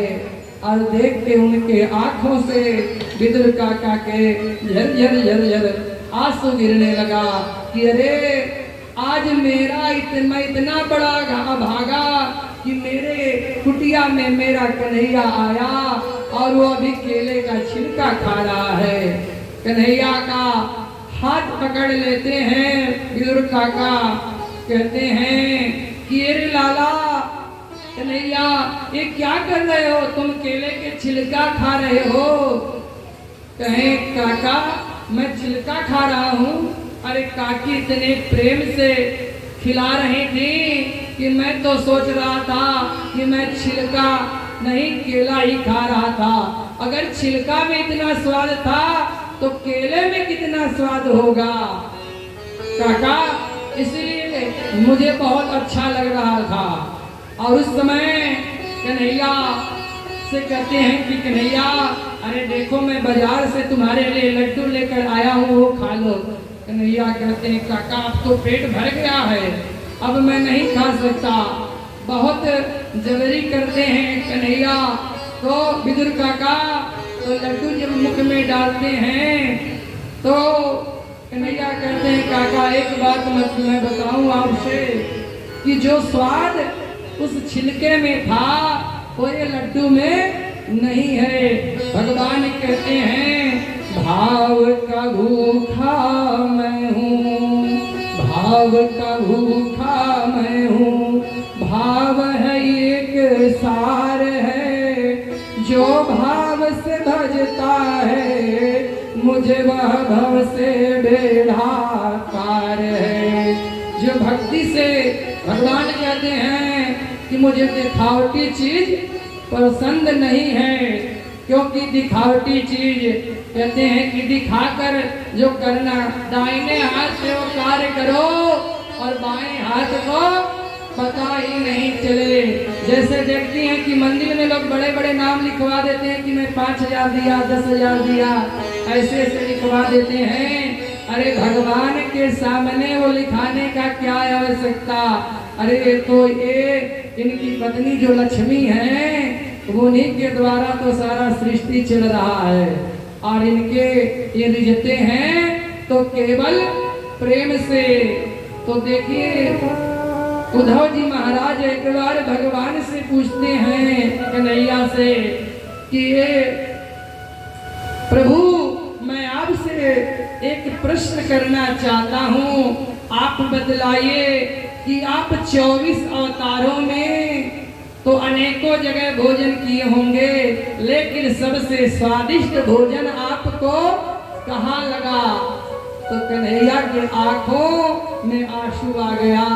कन्हैया कहते हैं कि मुझे 2 ही जगह सबसे प्रिय उत्तम भोजन लगा। एक तो विदुर काका के यहाँ केले का छिलका खाकर स्वादिष्ट, दूसरा सबरी के घर जूठा बैर खाकर। तो भगवान कहते हैं कि उस तरह सुख मुझे प्राप्त हुआ और वह समय मैं आज भी याद करता हूँ तो कितना मुझे अच्छा लगता है। कहने का भाव स्पष्ट है कि परमात्मा कभी भोजन के भूखे नहीं हैं, भगवान आपके धन का चाह नहीं है, केवल भगवान आपके भाव के भूखे हैं। तो भाव से भगवान को मनाओ चलो, कृष्ण गोविंद गोपाल गाओ गाते चलो। और इस तरह से विदुर और उद्धव जी और विदुर काका का एक मिलन हुआ। एक मार्ग पर सरस्वती नदी के किनारे विदुर जी का जब मिलन हुआ तो कहते हैं एक है ज्ञानी भक्त, दूसरा नीति भक्त, दोनों का जब मिलन हुआ यहीं से भागवत प्रारंभ हुआ। विदुर उद्धव संवाद। एक बार बोलिए वृंदावन बिहारी लाल की। कहते हैं कि बीच बीच में जैसे बिहारी जी का पर्दा लगता है, खुलता है, इसी तरह से बीच बीच में हम लोग जयकारा क्यों लगाते हैं? किसी को पता है क्यों जयकारा इसलिए लगवाते हैं कि मैं बताया हूँ कि आसन में कभी भी हाथ बांध कर ऐसे नहीं बैठना चाहिए। इसीलिए आसन, दरिद्र आसन में कभी उस आसन का नाम ऐसे करके बैठने का शोक आसन, ऐसे करके बैठने का दरिद्र आसन। हाथ खोल कर रखोगे तभी कुछ मिलेगा, हाथ खोल कर, क्योंकि मुट्ठी बना रहेगा। तो कहते हैं आया हूँ तो मुट्ठी बांध कर, लेकिन जाऊंगा तो मुट्ठी खोल कर। कहते हैं कि एक बड़े सेठ जी जा रहे थे, भक्त माल में बताया गया है, तो उनकी गाड़ी में लगा था कि तूने जो कमाया है दूसरा ही खाएगा, खाली हाथ आया है तो खाली हाथ जाएगा। ऐसा लगा होगा तो सेठ जी कहें कि अरे ऐसा मैं जो कमाया हूँ खाली हाथ आया हूँ खाली हाथ जाऊंगा, ऐसा नहीं जो मैं कमाया हूँ अपने साथ लेकर जाऊंगा। ऐसा कोई न कोई तो शास्त्र में विधान होगा। एक बार बोलिए वृंदावन बिहारी लाल की। कुछ तो व्यवस्था होगा ही। तो सेठ जी अपने नगर में घोषित कर दिए कि अगर कोई बताएगा कि मैं जो मेरे पास जो धन है मैं मरने के बाद कैसे ले जाऊं, उसको अपने साथ लेकर जाऊं, तो उस व्यक्ति को मैं अपनी 5 व्यक्ति दान दे दूंगा। ऐसा सुनते ही पूरे नगर में हल्ला मच गया, लेकिन उसका निर्णय करने वाला कोई भी नहीं।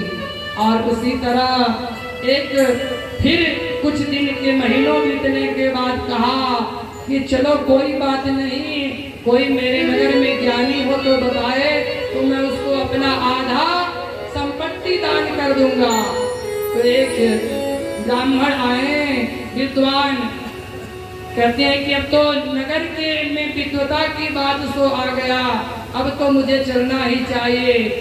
ज्ञानी कभी लोभी नहीं होता, लोभ के कारण नहीं आए, लेकिन उनके नेत्रों का पर्दा हटाना सेठ जी के जरूरी था, इसलिए आए। और आकर कहते हैं कि अरे सेठ जी आप कह रहे थे कि जो कोई मुझे बताएगा कि मैं जो अपना धन है अपने साथ कैसे ले जाऊं, उसको आधा संपत्ति अपना दान कर देंगे, सही है? कहें हाँ हाँ महाराज जी मैं सही कह रहा हूँ, झूठ नहीं बोल रहा हूँ। तो कहते हैं कि महाराज सेठ जी मैं आपसे प्रश्न करना चाहता हूँ, आप एक बार बोलिए वृंदावन बिहारी लाल कहाँ जाते हैं? कहते हैं जानते हैं महाराज मेरी मेरा फैक्ट्री तो विदेशों में भी है। तो कहते हैं कि विदेश में जाते हैं तो क्या करते हैं? तो कहते हैं विदेश में मैं जाता हूँ तो यहाँ का जो पैसा है वह मुद्रा डॉलर में कन्वर्ट करता हूँ, उसके बाद वहाँ व्यापार करता हूँ। तो कहते हैं कि बस यही है, इसी तरह से हमारा धर्म है। जो भी आप यहाँ किया धरा कर्म है, जाने के मृत्यु के बाद वहाँ आपका कन्वर्ट हो जाता है, वही साथ में लेकर जाता है। जो किया धरा धर्म कर्म दान पुण्य वही साथ में जाता है। तो अपने जीते जी जो सामर्थ्य है वह करना चाहिए। मरने के बाद क्या होगा इसकी कोई गारंटी नहीं। एक बार बोले वृंदावन बिहारी लाल की जय हो, भागवत भगवान की जय हो। कहते हैं कोई न काहू का सुख करिदाता निज कर्म भोग गतिवा का। संसार में जो लोग सुख दुख पाते हैं वो अपने कर्म के प्रारब्ध से ही पाते हैं। जो जैसा करता है कर्म वैसा ही उसको मिलता है फल। और इसी तरह से परमात्मा अवतार, तीसरी बात परमात्मा के अवतार लेने के लिए बहुत बड़ा कारण है। भगवान जब अवतार लेते हैं, क्योंकि वेद के अनुसार कहा गया है कि अनुसार व्यक्ति कर्म कर रहा है, वेद के आधार पर मनुष्य का आचरण होता है सत्य कर्म करने से ही। और इसी तरह से अवतार में भगवान वारा का रूप धारण करके आए, भगवान शुकर का रूप धारण करके आए, तो उसका बहुत बड़ा एक कारण था। और एक बार कश्यप महाराज बैठे हुए थे, उनकी 13 पत्नियां सब द्रौपदी दीदी ने बड़े थी, कहने लगी कि सारी बहनें मेरी पुत्रवती हैं, लेकिन मुझे अभी तक एक पुत्र भी नहीं हुआ, अब मुझे पुत्र चाहिए। और उस समय दीदी से कश्यप महाराज कहते हैं कि देवी इस समय का जो समय है वो उत्तम समय नहीं है, गुदली का बेला है। भगवान शंकर अपने गणों के साथ विचरित करते होंगे, भ्रमण करते हैं, इस समय का गर्भधारण का उत्तम समय नहीं है। उस समय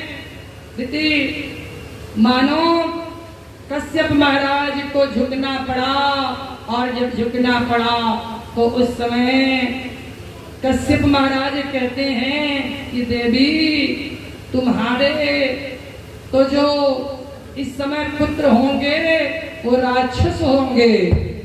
और राक्षस होंगे, ये बात को सुनते ही रीति कहने लगे कि राक्षस, अरे महाराज मैं राक्षस जन्म नहीं देना चाहती, कहें लेकिन एक बहुत बड़ा कारण है कि उनका पौत्र प्रहलाद पुत्र बड़ा ज्ञानी होगा।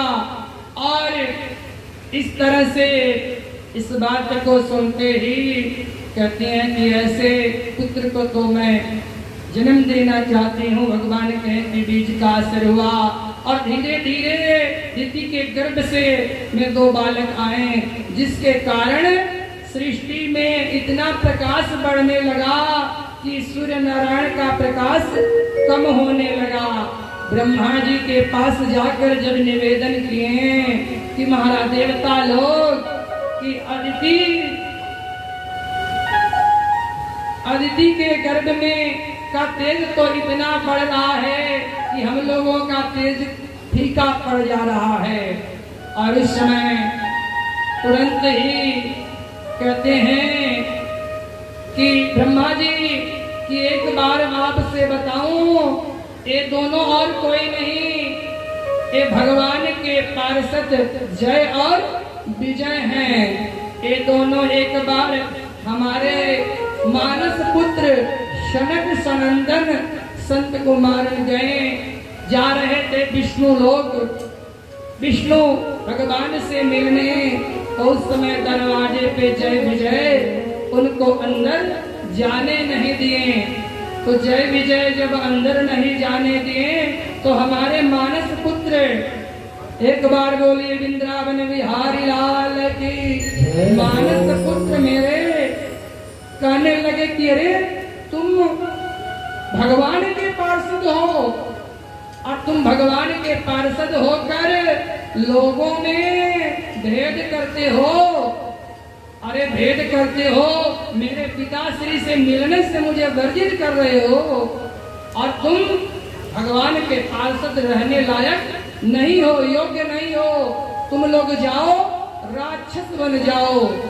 और राक्षस जब बन जाओ, ये बात को सुनते ही उनके चरणों में गिर पड़े, कहे महाराज राक्षस बनूंगा तो बहुत कष्ट होगा। उसी समय संत कुमारों को अंदर प्रवेश न मिलने के कारण भगवान को स्वयं बाहर आना पड़ा।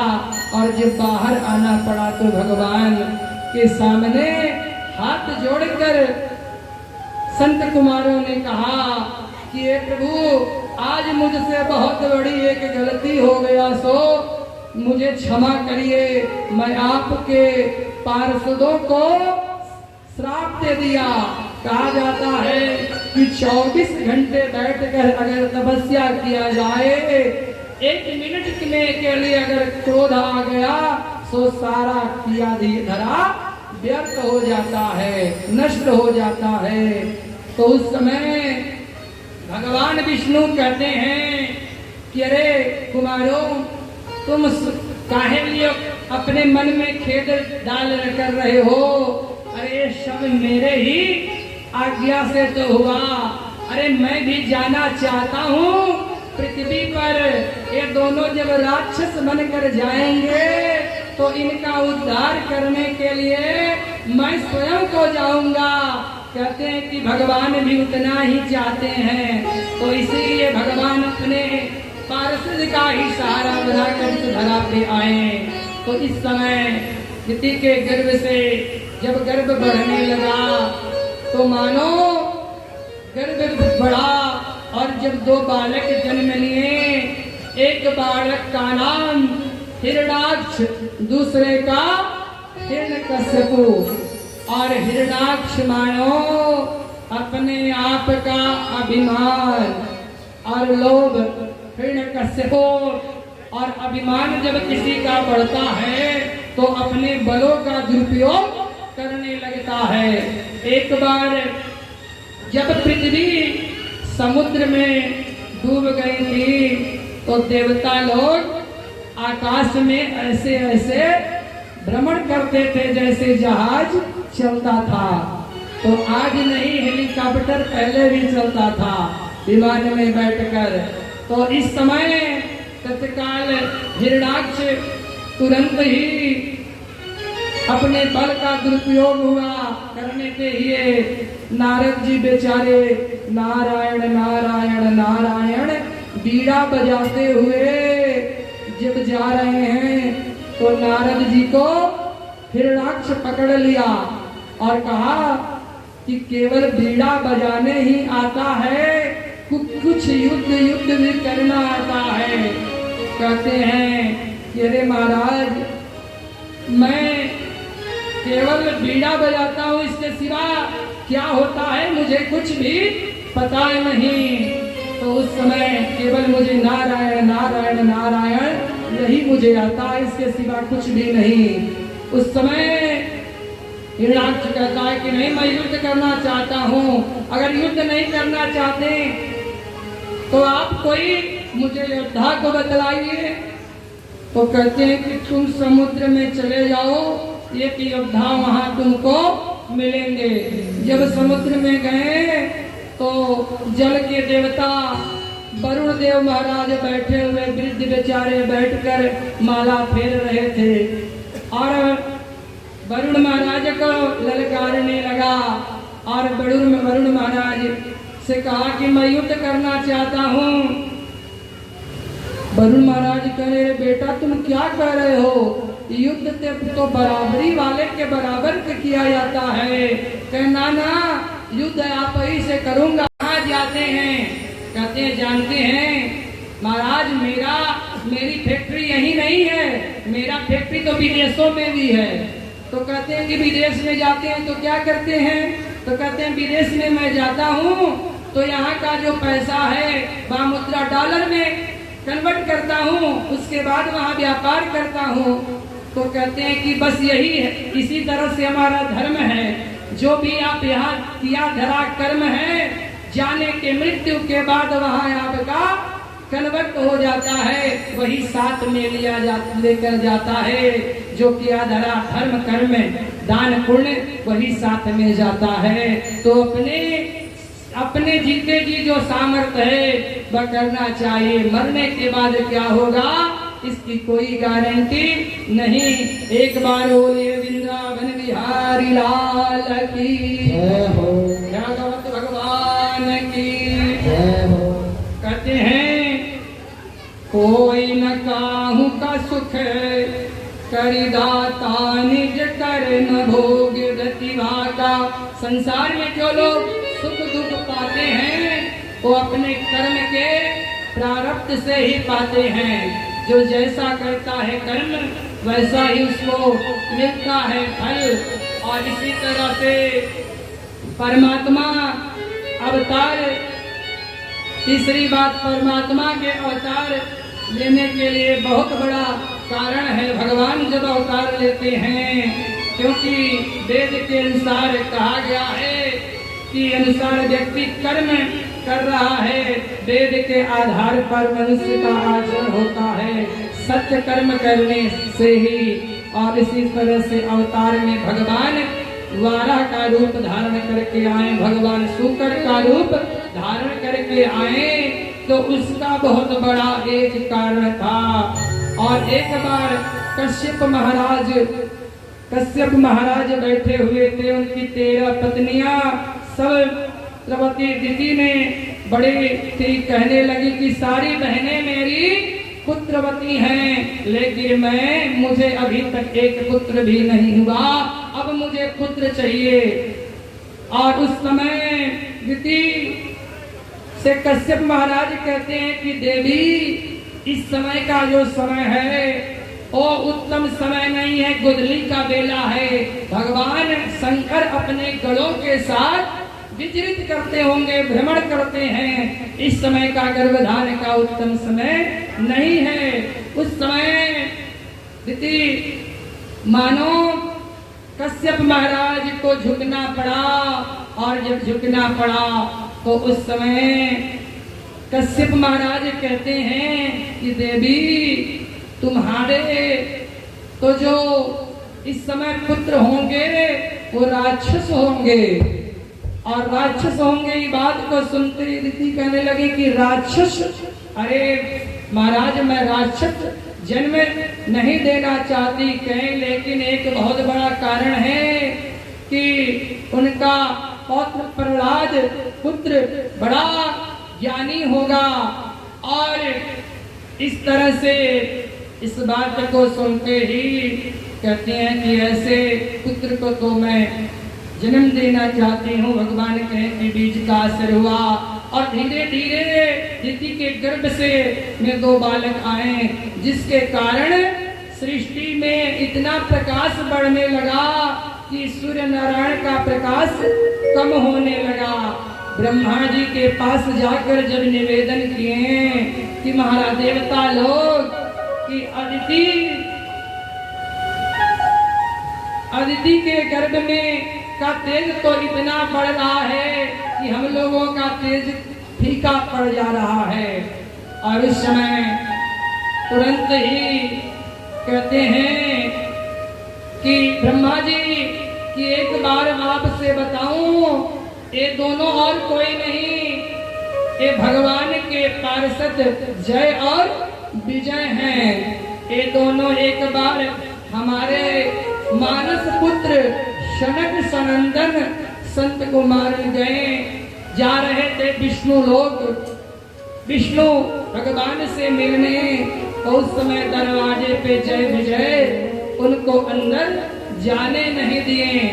तो जय विजय जब अंदर नहीं जाने दिए तो हमारे मानस पुत्र, एक बार बोलिए वृंदावन बिहारी लाल की, मानस पुत्र मेरे कहने लगे कि अरे तुम भगवान के पार्षद हो, और तुम भगवान के पार्षद होकर लोगों में भेद करते हो।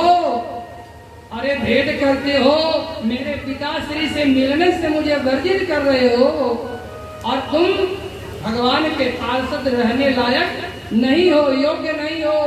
तुम लोग जाओ राक्षस बन जाओ। और राक्षस जब बन जाओ, ये बात को सुनते ही उनके चरणों में गिर पड़े, कहे महाराज राक्षस बनूंगा तो बहुत कष्ट होगा। उसी समय संत कुमारों को अंदर प्रवेश न मिलने के कारण भगवान को स्वयं बाहर आना पड़ा। और जब बाहर आना पड़ा तो भगवान के सामने हाथ जोड़कर संत कुमारों ने कहा कि हे प्रभु, आज मुझसे बहुत बड़ी एक गलती हो गया, सो मुझे क्षमा करिए। मैं आपके पार्षदों को श्राप दे दिया। कहा जाता है कि 24 घंटे बैठकर अगर तपस्या किया जाए, 1 मिनट में के लिए अगर क्रोध आ गया तो सारा किया धरा व्यर्थ हो जाता है, नष्ट हो जाता है। तो उस समय भगवान विष्णु कहते हैं कि अरे कुमारों, तुम काहे लिए अपने मन में खेद डाल कर रहे हो? अरे सब मेरे ही आज्ञा से तो हुआ। अरे मैं भी जाना चाहता हूँ पृथ्वी पर ये दोनों जब राक्षस बनकर जाएंगे तो इनका उद्धार करने के लिए मैं स्वयं को जाऊंगा। कहते हैं कि भगवान भी उतना ही चाहते हैं, तो इसीलिए भगवान अपने पार्षद का ही सहारा बनाकर इस धरा पे आए। तो इस समय दिति के गर्भ से जब गर्भ बढ़ने लगा तो मानो गर्भ बढ़ा और जब 2 बालक जन्म लिए। एक बालक का नाम हिरणाक्ष, दूसरे का हिरण्यकश्यपु। और हिरणाक्ष मानो अपने आप का अभिमान और लोभ, हिरण्यकश्यपु और अभिमान जब किसी का बढ़ता है तो अपने बलों का दुरुपयोग करने लगता है। एक बार जब पृथ्वी समुद्र में डूब गई थी तो देवता लोग आकाश में ऐसे ऐसे भ्रमण करते थे जैसे जहाज चलता था। तो आज नहीं, हेलीकॉप्टर पहले भी चलता था विमान में बैठकर। तो इस समय तत्काल हिरणाक्ष तुरंत ही अपने बल का दुरुपयोग हुआ करने के लिए नारद जी बेचारे नारायण नारायण नारायण बीड़ा बजाते हुए जब जा रहे हैं तो नारद जी को हिरणाक्ष पकड़ लिया और कहा कि केवल बीड़ा बजाने ही आता है, कुछ युद्ध भी करना आता है। कहते हैं कि अरे महाराज, मैं केवल बीड़ा बजाता हूँ, इसके सिवा क्या होता है मुझे कुछ भी पता नहीं। तो उस समय केवल मुझे नारायण नारायण नारायण यही मुझे आता है, इसके सिवा कुछ भी नहीं।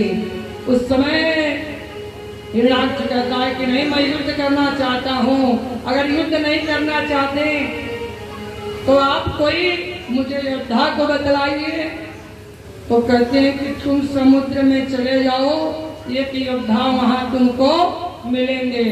जब समुद्र में गए तो जल के देवता वरुण देव महाराज बैठे हुए, वृद्ध बेचारे बैठकर माला फेर रहे थे और वरुण महाराज को ललकारने लगा और वरुण महाराज से कहा कि मैं युद्ध करना चाहता हूँ। वरुण महाराज कह रहे, बेटा तुम क्या कह रहे हो? युद्ध तो बराबरी वाले के बराबर पे किया जाता है। कहना ना, युद्ध आप ही से करूंगा। कहे युद्ध तो आप मुझसे तुम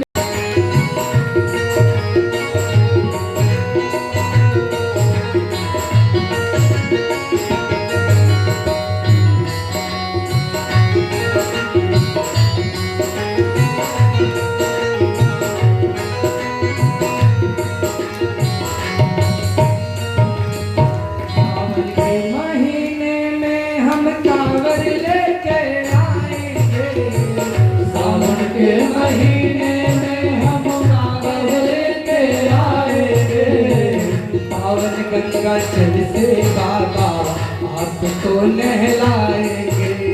पवन गंगा जल से बाबा आपको नहलाएंगे। टम टम रूप जाना होगा, डमरू वाले बाबा तुमको आना होगा। ढोला डमरू बजाना होगा, डमरू वाले बाबा तुमको आना होगा। बेल पत्र दूध बाबा आपको चढ़ाएंगे। बेल पत्र दूध बाबा आपको चढ़ाएंगे। केसरिया चंदन माथे तिलक लगाएंगे। केसरिया चंदन माथे तिलक लगाएंगे। नंदी पे सवार होके आना होगा, चम चम चम रूप जाना होगा। डमरू वाले बाबा तुमको आना होगा, डम डम डमरू बजाना होगा।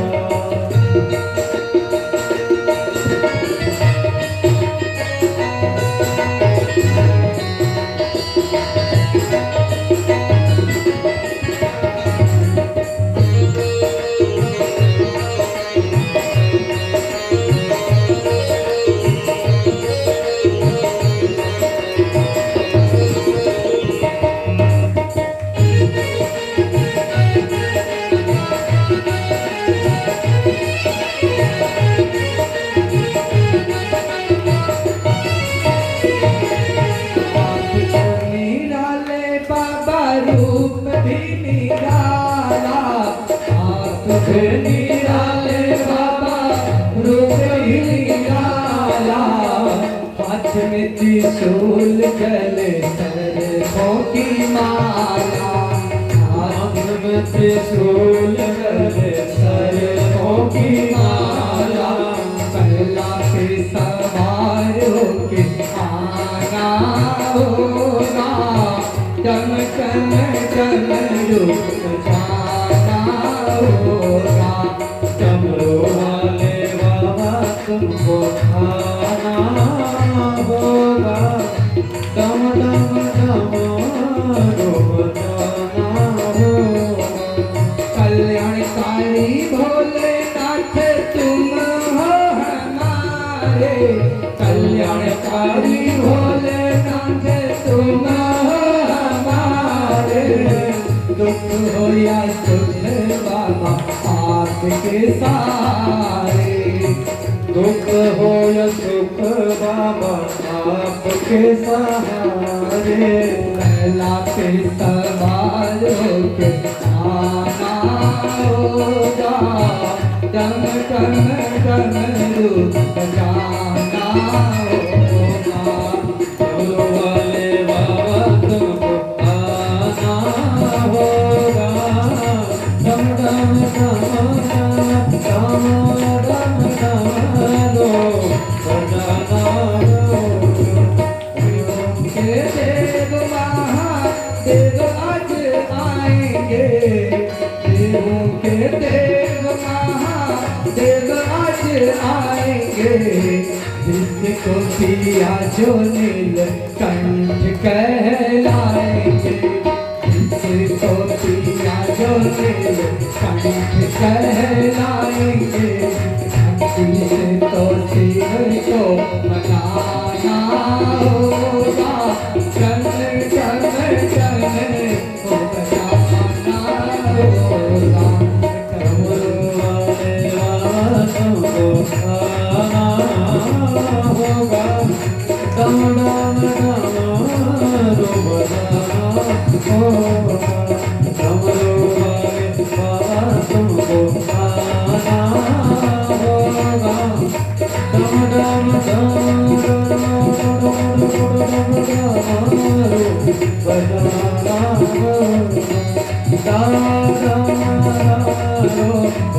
होगा।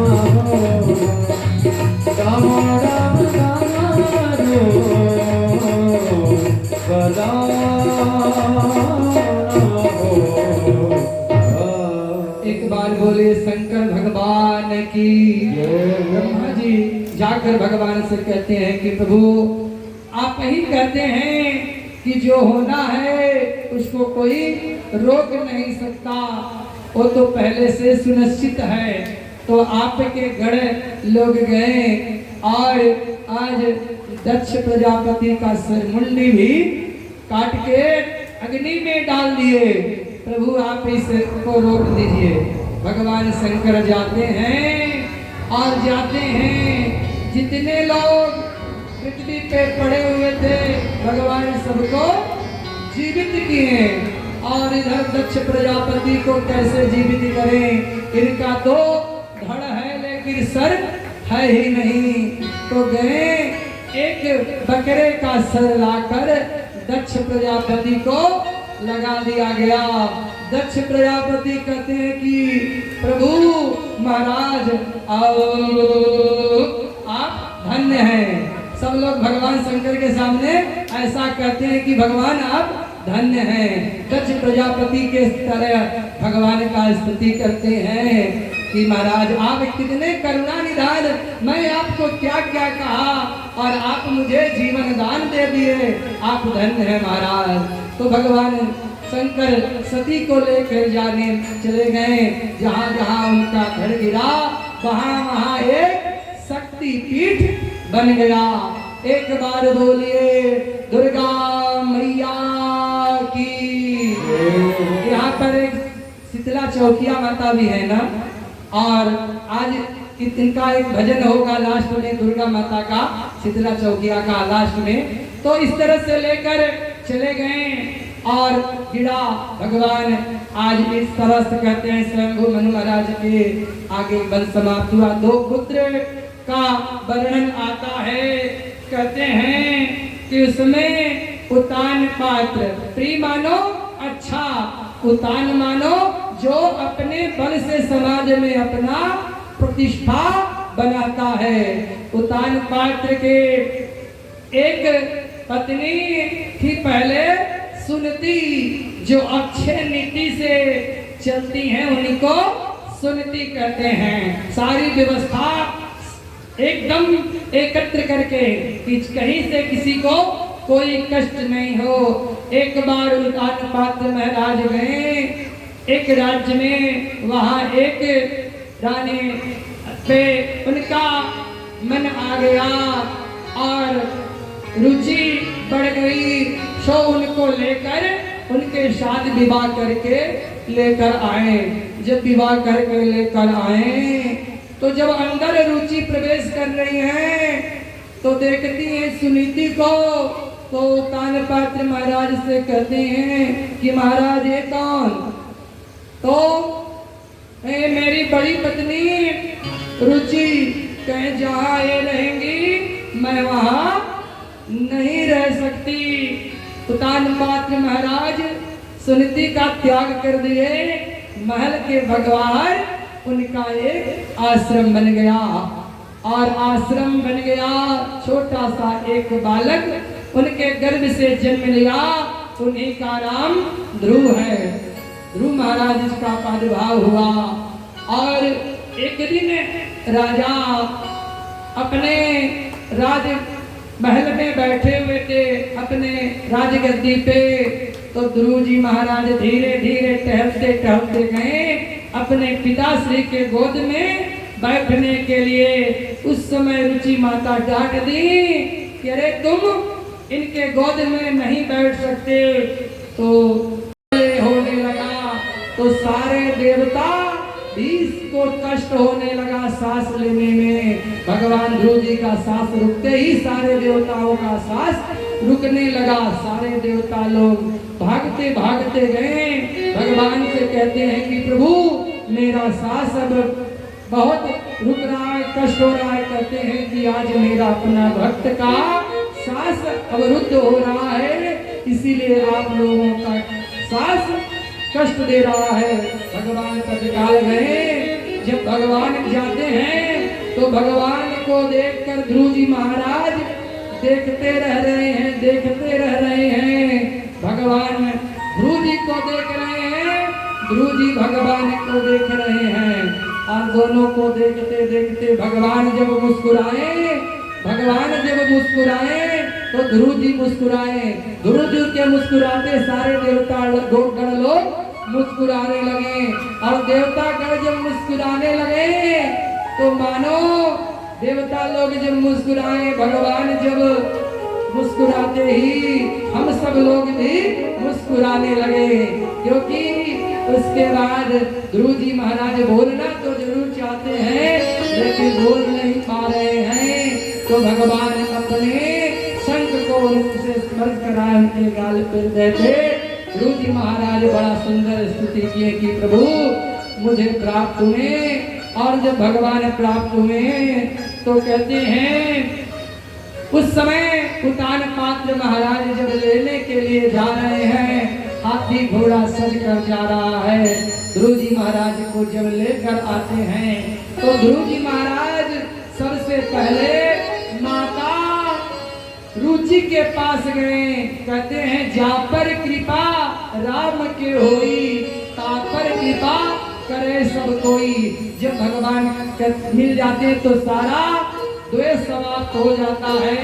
और जब जाते ही माता रुचि दौड़ कर आकर ध्रुव जी महाराज को उठा लेती हैं। ध्रुव जी महाराज कहते हैं कि मैया अगर तुम न होती तुम नहीं तो आज भगवान मुझे नहीं मिले होते। एक बार बोलिए शंकर भगवान की। आज कहते हैं कि एक भजन हमारे शिवम जी गाते हैं कन्हैया का। बना दिया हमें मस्ताना बना दिया। कौन बैठने से काम नहीं चलेगा। बना दिया बनवारी से तारी ने दीवाना बना दिया। दीवाना बना दिया हमें मस्ताना बना दिया। दीवाना बना दिया हमें मस्ताना बना दिया। बनवारी गिरधारी तेरे प्यारे दे दीवाना बना दिया। बनवारी तेरे प्यारे दे दीवाना बना दिया।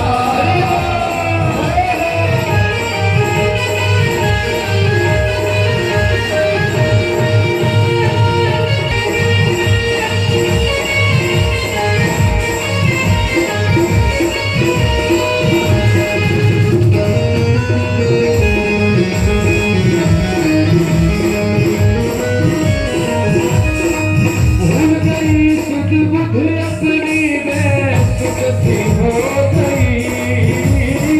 भूल गई सुध बुध अपनी बेसुध हो गई। भूल गई सुध बुध अपनी बेसुध सी हो गई। अपने ही घर में रह के अनजानी हो गई।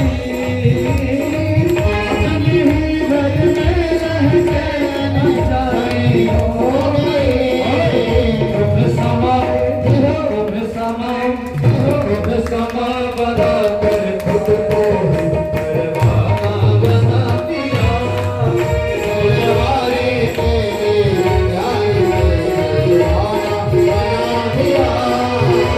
दीवाना बना दिया हमें मस्ताना बना दिया। दीवाना बना दिया हमें मस्ताना बना दिया।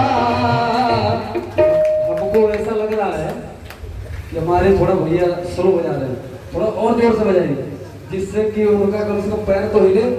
बिचारी खड़े पैर हिलाने को। बनवारी गिरधारी तेरे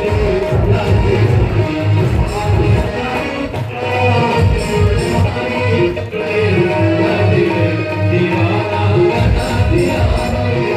दीवाना बना दिया हमें मस्ताना बना दिया। दीवाना बना दिया हमें बना दिया। स्लो इसमें लोड दे देगा।